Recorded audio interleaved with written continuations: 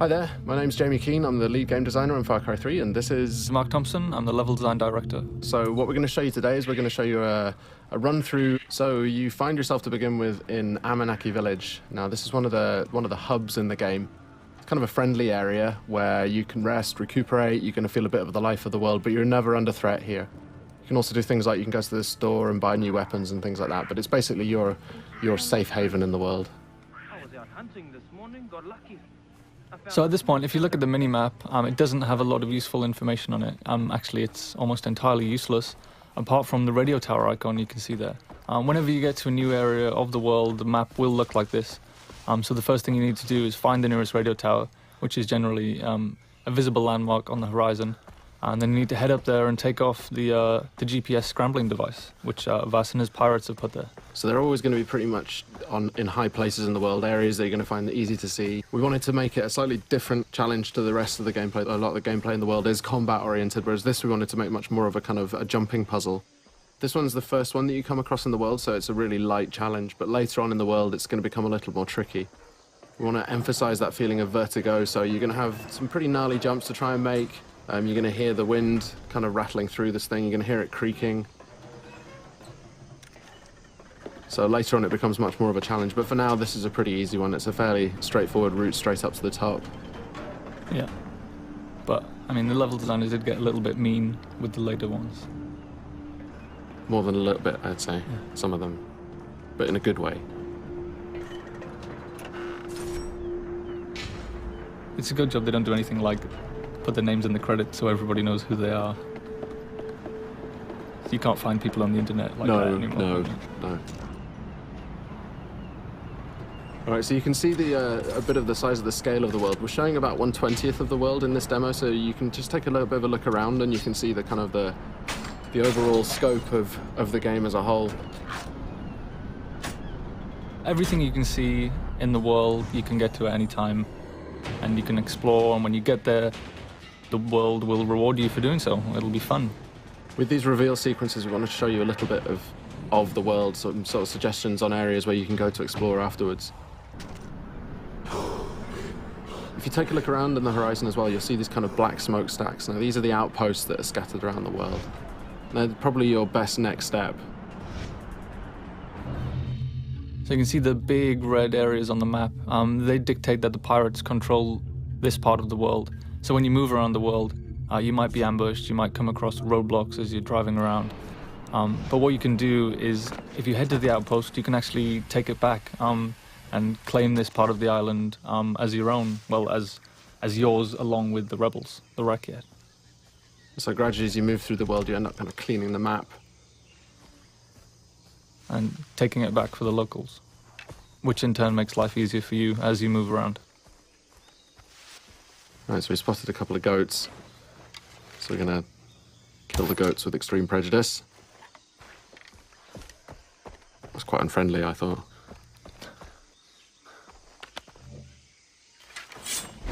That was more unfriendly, though. Yes, certainly. Yeah. All right, so we skinned the goat, so now we've got a skin from the goat, so we can use that to craft. This is the crafting menu, and in here you can see all the different things that you can use animal skins to craft. Right now we're going to go and we're going to craft a weapon holster, which is going to let us then carry 4 weapons. The loadout that you have in this demo is a little bit, we kind of cheated slightly just so that it was more fun to play for the demo, but normally you would have to build up from pretty much nothing. You know, you start off in the world and you start off like Jason starts off in this world. You know, he's this young 25-year-old guy without much of a clue, and he's kind of got a gun and nothing much else, so there's a parallel there between the way that Jason starts in the world and the way that you start in the world. Again, the locals need the help of a plucky young hero. Jason hears the call of duty and sees an opportunity for a Medal of Honor, so he heads out into the battlefield to try and resolve the crisis in uncharted territory. And it's kind of the borderland between a series. All right, so we're here at the outpost now. Now we've got the camera out, which is going to give us a kind of a bit of a chance to look around and spot some enemies, tag them so we can work out a better route, a better path. This is one of the things that wasn't part of Far Cry 2 really, but it was a cool feature in Far Cry 1 that we liked, so we brought it back. And these outposts as well, they're going to really change the feel of the world. If you take them out, then you control the area, and then the Rakyat are going to move in. It's no longer going to be enemy controlled, it's going to be friendly controlled, so it's much easier for you to move around in the world. But you've got to take it out first. And one of the things you want to avoid is getting these guys to set the alarm off. So you can approach it just all guns blazing, or you can charge in and well, not charge in fact, but take it a bit easier and try and do more of a stealth route. Spot the guys first, try not to get spotted. If they do spot you, they're going to run for an alarm, so you want to stop them setting that alarm off.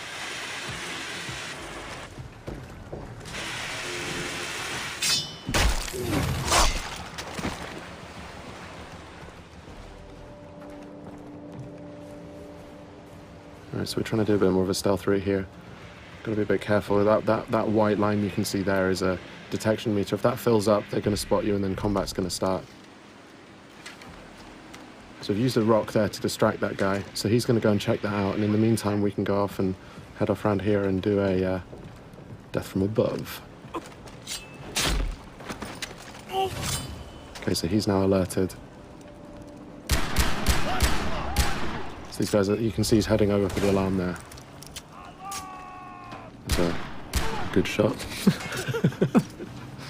A little too good, some might say.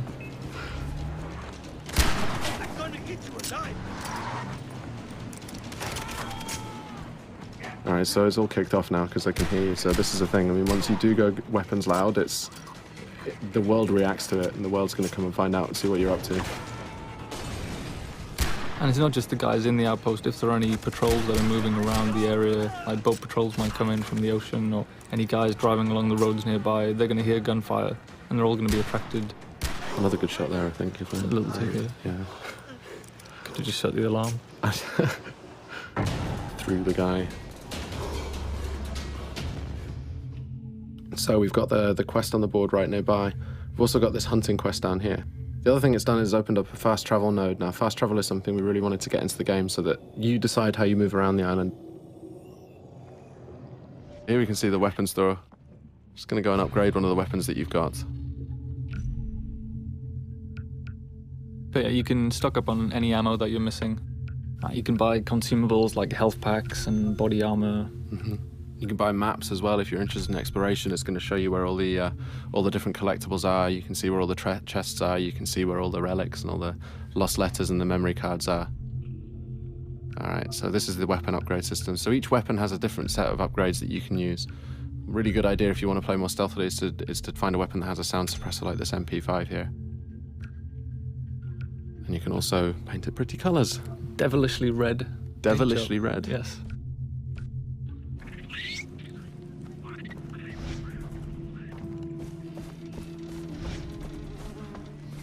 Alright, moving up to take this quest, which is just on the board over here.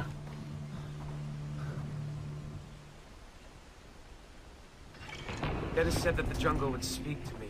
So the villagers in Amanaki have had some problems with local bears.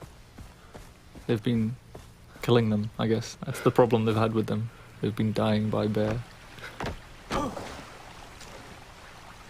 And the thing with these as well is we want to add a sort of a gameplay challenge as well. So it's not just going to be a question of getting in there and shooting them, however, but we want to add a little bit of a challenge in terms of the weapon that you can use. So this one, you've got to use a shotgun to take these bears out. You've also got to find out where the bears are. So you've got that 3D objective marker, sorry. You can use a knife as well. Oh yeah, you can use a knife too, yes. But, yeah. Knife versus bear. It's a bad life choice. Always a good choice, always a good decision. Alright, so we're coming up on the quest location now, so we've got to go and pick up a shotgun. And you can see on the minimap we've just dipped into a new undiscovered part of the world. So if we didn't want to go kill these bears, we could head off to that radio tower and unlock a new section of the map and unlock some new side quests and things to do.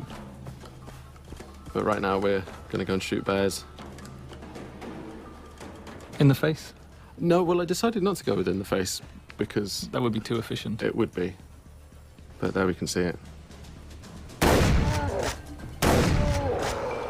Alright, now, bears can take a lot of punishment and they pack a real punch, as you can see there. When you get hit by them, you really know about it. I've seen it go a lot worse than that. Definitely. Well, that's the thing, because you feel all confident because, you know, they're not closing very quickly and then suddenly knock you over. Yeah. All right, so we're into the cave now. And this is it's a whole new dimension, I guess, that we added to Far Cry. Is lots of interior spaces. There's something that the tech couldn't do back in Far Cry 2, so it's something we added. So you'll have lots of and it just adds lots of interesting avenues for exploration. Lots of cave networks, tunnels underground, old mines, old temples, and there's always something to do and find down there. It's true. And you have a flashlight as well, so you can see where you're going. Indeed. Adding other dimensions, really? Got interplanar experiences. Yeah, I mean, physically and metaphysically. So we added Hell and Rylier. Yeah. In the last area, we headed to the radio tower first so we could figure out the lay of the land and decide what to do next. But in this instance, we just sold the smokestack and headed straight for it. And there's no order that you need to do anything. No, I mean, you don't have to do any of these things if you don't want to. It's just going to make it more difficult to... Oh, I think I heard a tiger. Ah, yes. That's kind of forced the hand on the stealth issue there a little bit, I think. Yes, a little too close to the outpost there. Explosive arrow. But they don't know quite where you are yet. They just heard the gunfire and they come and investigate. Oh, and this is the best explosive arrow ever. Great. I know I'll start a fire. So you can see there we used a few different types of arrowhead. They're actually craftable items. So you're not just stuck with the bow is a super cool stealth weapon for long range kills, but you can also go craft fire tips and explosive tips, so you can be more versatile at long range. But it still stays stealthy even if you've got those kind of like more full-on arrowheads on them. Stealthy explosions. Yes. Stealth explosions. I think we should do that in the real one as well, actually. Stealth explosion.